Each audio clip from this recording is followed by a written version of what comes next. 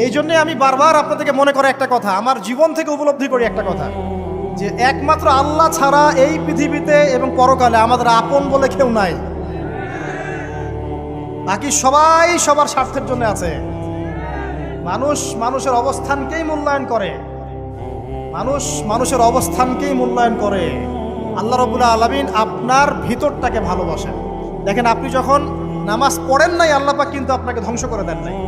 আল্লাহ পরম করুণাময় আপনাকে হেদায়েত দিয়ে নামাজি বানিয়ে দিয়েছেন। জীবনে অনেক পাপ করেছেন, ইনস্ট্যান্ট আল্লাহ পাক শাস্তি দিতে পারতেন, আল্লাহ পাক দেন নাই। আল্লাহ আপনাকে ভালোবাসেন, আল্লাহ আমাকে ভালোবাসেন।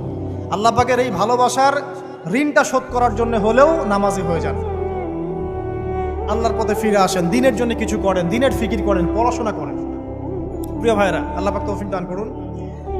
দেখুন, এই রিবা থেকে দূরে থাকার জন্য একটা হাদিস যথেষ্ট, যে 4 শ্রেণীর মানুষকে আল্লাহ রাসূল সাল্লাল্লাহু